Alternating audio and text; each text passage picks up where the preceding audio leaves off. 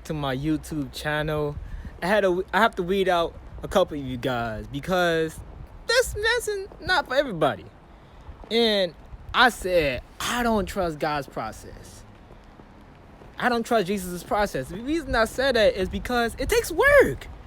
It's not easy, And for me, I don't want to work. I never said I didn't like work. It's just I don't want to work. And you're lying if you say you want to work like all the time, because we're human. We want to enjoy ourselves. And for the process of Jesus, of God, it takes time. I want an instant oatmeal type of ministry. I want everything to happen so fast. I want to be the next Mike Todd overnight, the next Eric Thomas being the motivational speaker, finding my gigs. And for my ministry, I want all these kids, these thousands of youth to come through just to hear me speak as if I have something important to say. And then the whole time you do that, especially for ministry, you have an entry door, but you forget to make a seat for them. You forget the most important thing is not them coming there and showing up to hear you speak. It's them coming there broken, looking for somebody that they can trust. For me, working in the schools, doesn't matter what I do. Sometimes I'm cleaning the floor, I'm teaching gym, doesn't matter. I have to listen to their stories. I have to understand the issues of their family, understand the different walks that they go through. Because if I don't, years from now, they'll not remember what I say. They will not remember the impact that me or teachers have if we don't make that commitment. And if I have an instant oatmeal type of ministry, it's good. Oatmeal's good, but it's not the gourmet meal. The oatmeal's good for a second, but a gourmet meal, it takes time. Thanksgiving meals, you're not showing up to the Thanksgiving party with no crab, mac and cheese. You dig? You ain't showing up. If you show up with that, you gonna get kicked out of the family that day. They'll make everybody say I. You have to say I too. I messed up. I am not gonna do this again because I'm out of the family. Second cousin twice removed, third generation twice removed, So with God, the process, I trust it, but at the same time, I want to do my thing. So we ultimately have to put it into God's hands. Because when we do, we're going to have to make these climbs, these climbs up the mountaintop, right?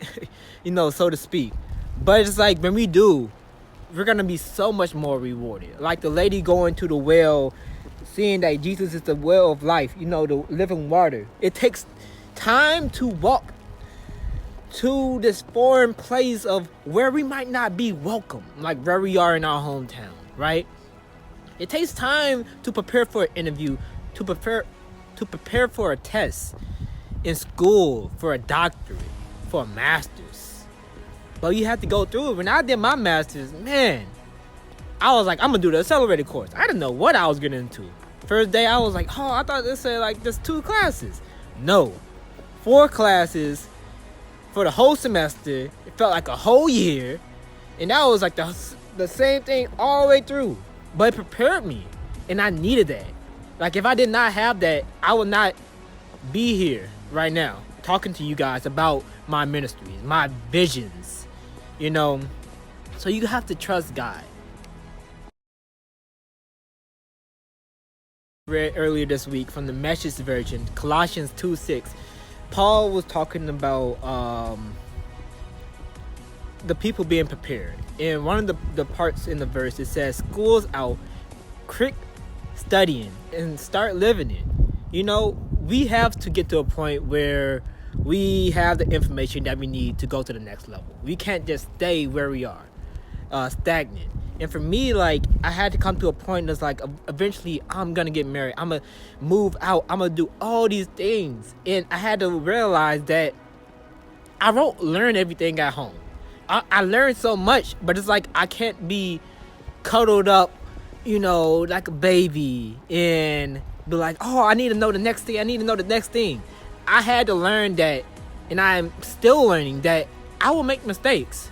But then when I live the rest of my life, it's not like I can't ask questions, but I have to live it out. So that's what we have to do when we're following God's purpose for our lives. When we're following God's process, not our process, placing our process into God's hand and watching Him work. We have to, we have to be patient, and we have to be doers of what we're saying. We have to work for it, right? We have to work for it. We can't quit. We have so many people counting on us. So, and even like I said, with me doing this YouTube channel, like, I'm working it. I'm doing it. Like, I'm going out and I'm working at it. So whoever sees this video, I hope it blesses you. Hope you guys have a great weekend. And as always, I'll see you next Friday at 4 o'clock. You dig? Subscribe to the channel for some more. You dig? And like I said, school's out. Quit your studying and start living it.